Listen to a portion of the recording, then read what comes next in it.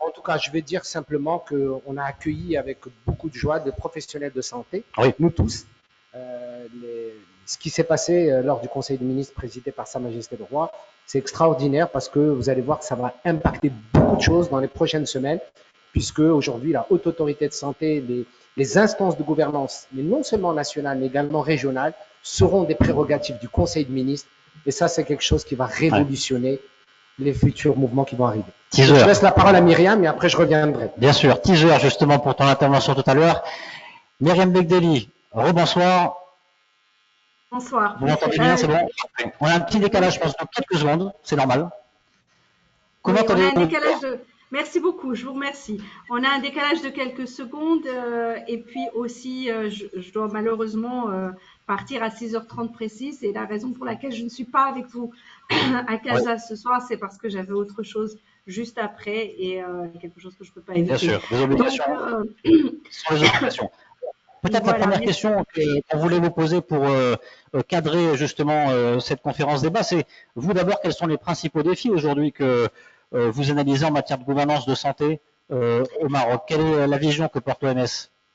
Alors, justement, les principaux défis, avec les annonces aussi récentes, sont en train d'être, on va dire, levés ou éclaircis un à un, on va dire. C'est vrai que une réforme de la gouvernance est une réforme essentielle au sein de la réforme du système de santé en général.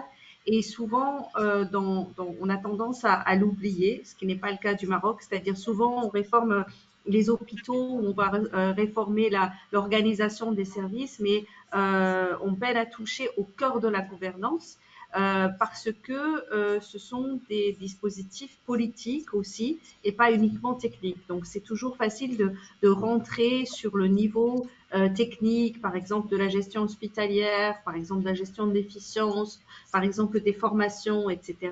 Mais c'est beaucoup Mhm. plus difficile de rentrer sur le niveau politique. Mais c'est absolument nécessaire et essentiel de vraiment regarder à ce niveau politique et de prendre des décisions ambitieuses.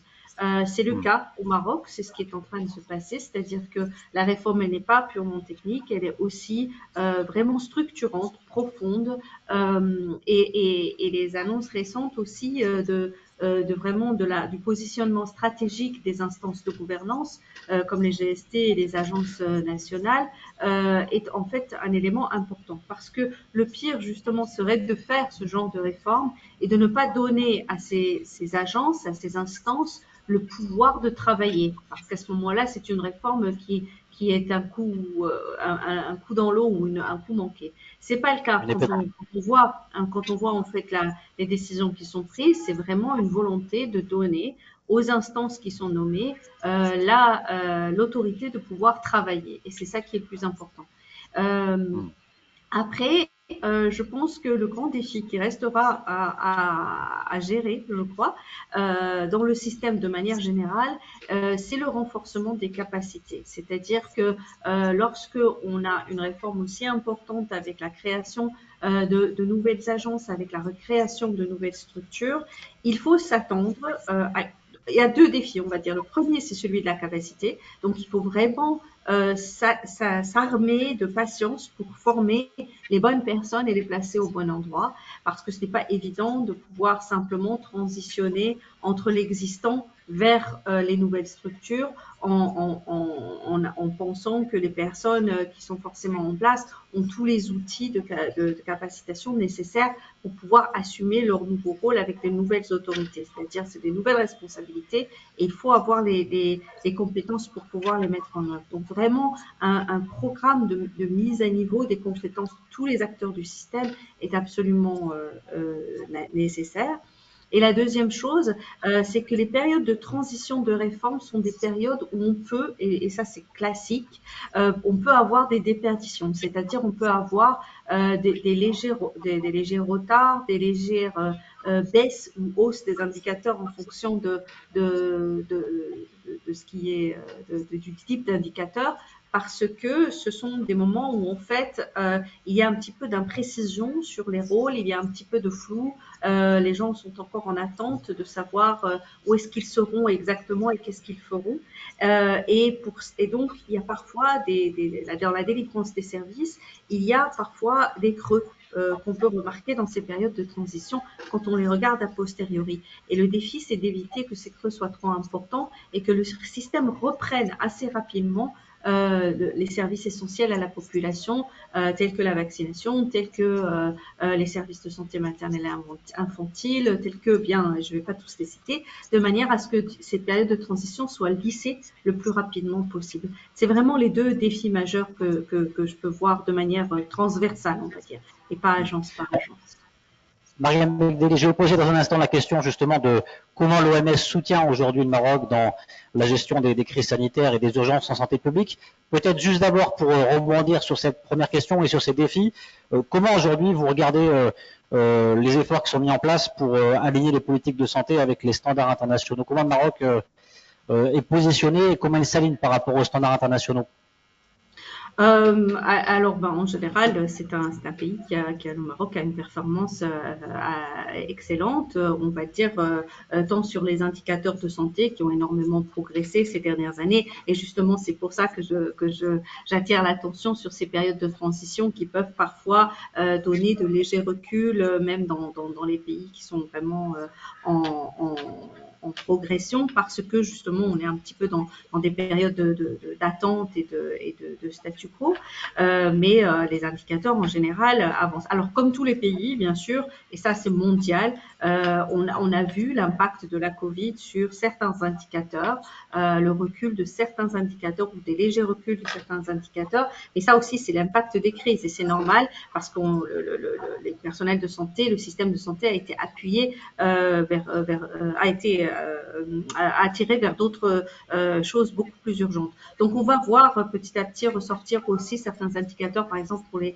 maladies non transmissibles, pour certains cancers, l'impact sur la santé mentale, par exemple, etc., où on voit dans le monde que tout ça est en train de peut-être être un petit peu moins idéal que ça ne l'était avant le Covid. Et donc, c'est pour ça aussi que le système doit vraiment être vigilant et être prêt à repartir juste après que la réforme soit mise en place. Et justement, comment l'OMS... Oui, allez-y. Je dis en tout cas par rapport aux critères de la réforme, il y a énormément de décisions qui sont en fait dans la réforme, qui sont des décisions qui sont des golden standards, qui sont vraiment comme par exemple la création d'une agence du médicament et des produits médicaux. C'est vraiment un standard international. Au niveau de la décentralisation du système de santé, tout dépend en fait de la structure justement politique des pays, de la structure des autorités régionales et quel est leur rôle. Il n'y a pas vraiment un standard, on va dire, au niveau international sur la décentralisation. Ça dépend vraiment des contextes. Et le contexte marocain a été largement bien étudié pour pouvoir prendre en compte ces mécanismes de décentralisation. C'est le degré d'autonomie qui va vraiment dépendre, en fait, l'efficacité en fait du système va vraiment dépendre du degré d'autonomie et des budgets réels qui vont arriver à ces instances décentralisées.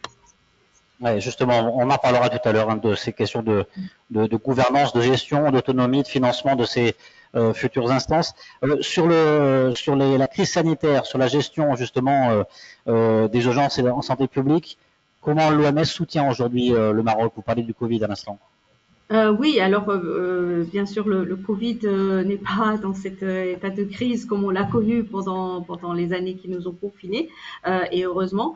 Néanmoins, on sait aussi que la prochaine crise va venir. On ne sait pas quand, on ne sait pas de quoi elle aura l'air, mais au niveau international, on a effectivement prévenu déjà qu'il fallait vraiment se préparer. Et donc, c'est sur cette préparation qu'on travaille énormément avec le ministère de la Santé.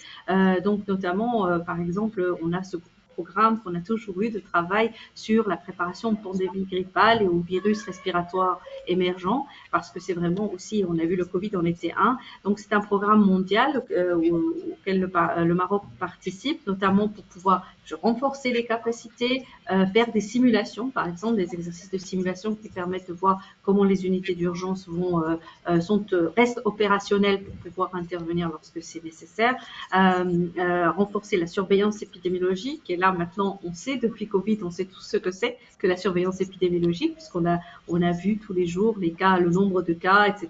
La population sait maintenant l'importance de cet aspect au niveau des laboratoires. Donc en fait, tous les piliers qu'on a vus en œuvre pendant la Covid, le diagnostic, la surveillance épidémiologique, les interventions sur le terrain, les équipes d'intervention d'urgence, le contrôle aux frontières, notamment par exemple au port de Tanger-Med, sur les bateaux, etc. On travaille beaucoup avec ces équipes-là, de manière à pouvoir en fait garder cette préparation très importante qui puisse être activée en cas d'urgence si une nouvelle crise venait à apparaître. Et ce programme-là, il a toujours été là. Il était là avant le Covid et il continue à être là aujourd'hui.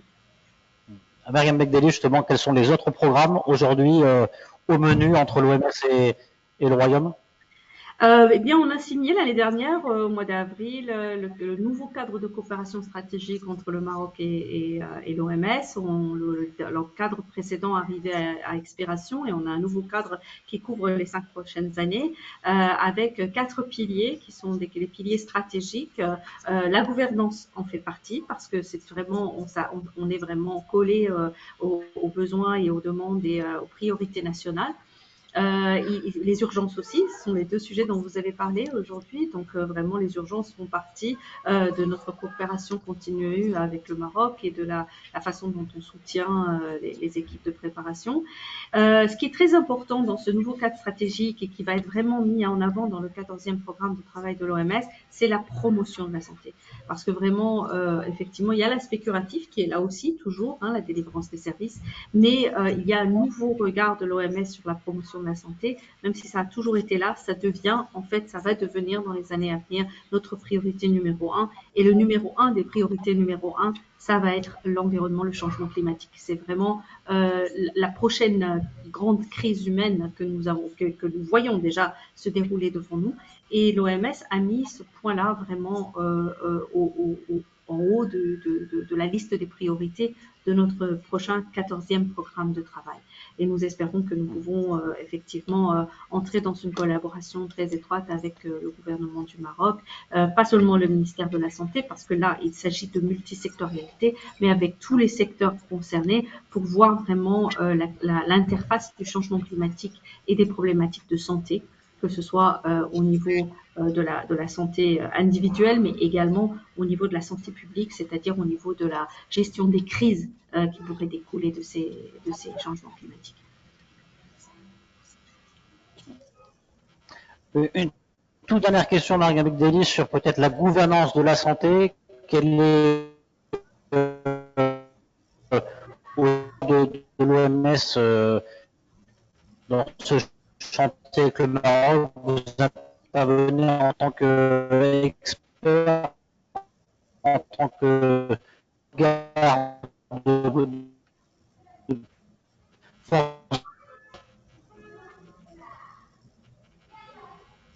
Malheureusement, on a un petit problème de connexion, je ne sais pas si... On a un problème de connexion. Vous m'avez entendu ou pas? Alors, j'ai entendu une partie et puis après,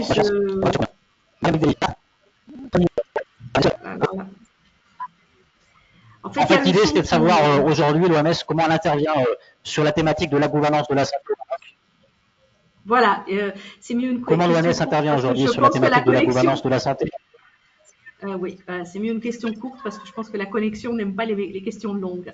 Oui, alors justement, le renforcement des capacités, c'est vraiment un des points d'entrée les plus importants que nous avons pour travailler sur cette réforme du système de santé, entre autres, mais pas seulement. On a fait notamment 2 cohortes de formation en leadership qui était un élément très très important de la gouvernance, notamment le leadership multisectoriel, parce que bien entendu, ces nouvelles instances, elles vont devoir s'intégrer dans un cadre multisectoriel. Donc les personnes qui vont devoir travailler dans ces instances vont devoir vraiment connecter à tous les secteurs, que ce soit le secteur du développement rural, que ce soit le secteur du développement urbain, que ce soit les transports, etc. Et je ne vais pas tous les citer. Et donc, on continue à travailler sur ces questions-là, notamment sur les capacités de gestion financière, d'analyse de l'efficience, de l'achat stratégique, donc des éléments qui sont vraiment liés à la stratégie de financement de la santé et qui est une partie extrêmement importante de la gouvernance. Je reste vraiment ciblée sur la gouvernance pour répondre à votre question. En tout cas, merci beaucoup Mariam Begdeli, représentante de l'Organisation mondiale de la santé au Maroc. On va vous faire réagir, messieurs, justement, peut-être aux grandes idées qui ont été orientées. Professeur Jafar Ekel, je vais vous donner la parole dans un instant. Donc, peut-être qu'on va commencer par Redouane Salmali. Il y a le micro qui est juste là. Tenez, hop, je vous l'allume. Il est allumé. Qu'est-ce que vous retenez, vous, de l'intervention de Mariam Begdeli, principalement, si vous aviez une idée ou une inspiration? Certes, l'OMS peut jouer un rôle important dans l'amélioration du système de la santé, mais on a quand même besoin de l'essentiel. On a besoin de l'essentiel. Le lendemain de Covid, on a ensemble découvert la fragilité et la précarité de notre système de santé. Et donc, l'intervention de Sa Majesté le Roi, que Dieu le glorifie, ainsi que le gouvernement, certes, ils ont mis un certain nombre de dispositions. Pour votre information, il y a 9 assises de l'ANCP qui ont été organisées à ce jour. Si Jafar Ekel peut témoigner que c'était une recommandation à chaque année. Depuis la première. PPP, donc depuis 10 ans. La Haute Autorité de Santé, tout ça c'est. Bien sûr. Donc c'est dire que la communauté des cliniques ne peut y adhérer. Sur les papiers, c'est excellent. Mais il y a un certain nombre de problèmes qui sont beaucoup plus sérieux, sur lesquels on doit s'atteler, parce que si on ne les corrige pas maintenant, on va dans un mur. S'il y en avait deux, teaser pour votre intervention tout à l'heure, s'il y avait deux problèmes principaux sur lesquels il faut principalement focuser la généralisation de l'assurance maladie. Moi, un jour, j'étais avec mes collaborateurs au sein du groupe. Je leur ai dit, écoutez, hier, j'ai appelé la CNSS, ils m'ont dit qu'on est arrivé à 30 millions d'assurés. Est-ce une opportunité, une menace? Tout un débat. Il y a des questions de fond derrière, bien évidemment. Quand on dit qu'on va financer le traitement de 30 millions de Marocains, maladies chroniques, ambulatoires, soins de santé primaire, à 3 milliards de dollars, c'est un défi économique et de gouvernance. Ça fait 1000 dirhams par Marocain.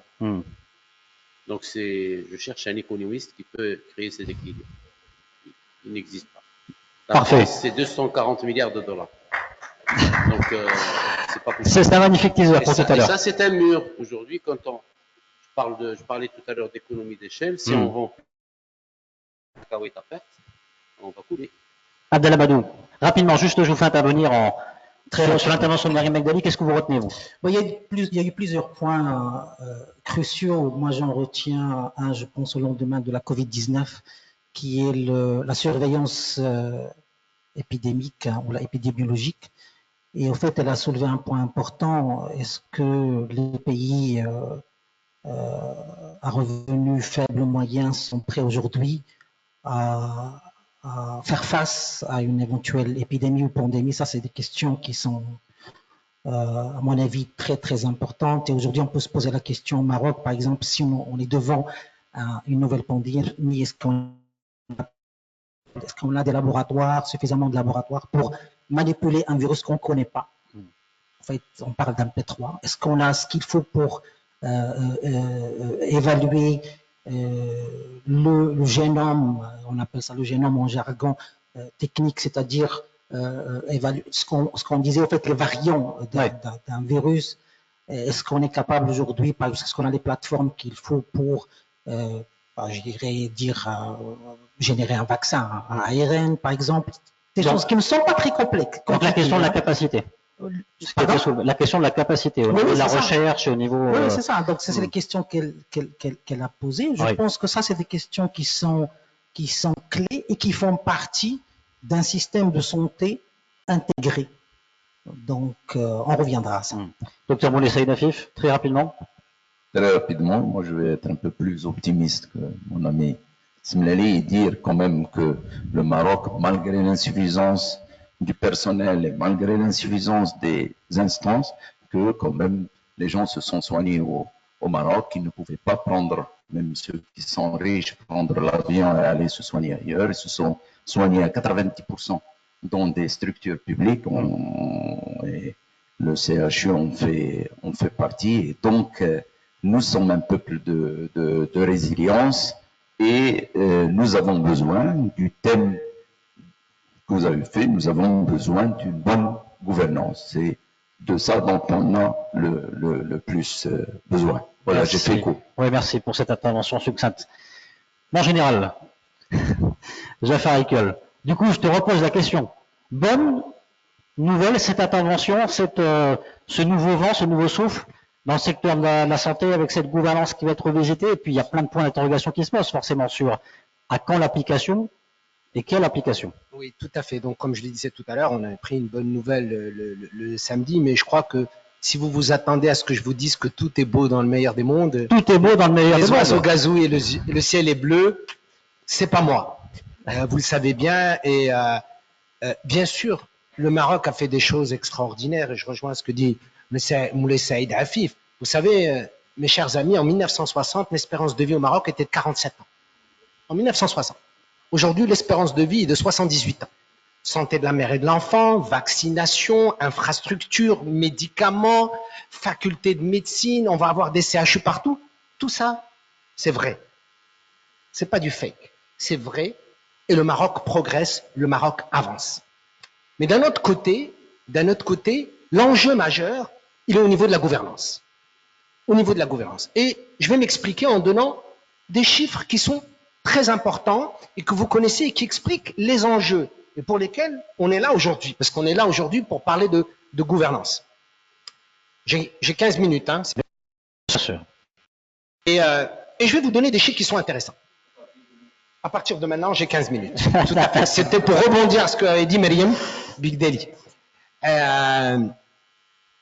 Au cours des 50 dernières années, mes amis, la majorité des maladies que nous avons eu à gérer étaient des zoonoses.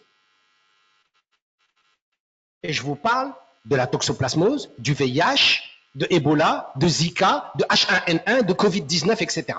C'est-à-dire qu'aujourd'hui, je pense que mon ami immunologiste est là, on ne peut plus séparer la santé humaine de la santé animale de la santé environnementale. On va avoir à gérer de nouvelles crises, c'est pour rebondir sur ce qu'a dit Myriam.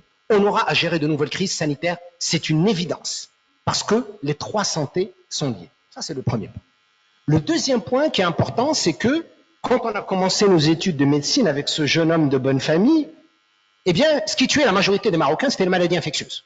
Aujourd'hui, 80% des décès au Maroc sont dus aux maladies non transmissibles. Diabète, hypertension, cancer, insuffisance rénale, maladies dégénératives et maladies mentales. Donc 80%. Et qu'est-ce que ça veut dire? Ça veut dire que ce sont des maladies qui sont lourdes.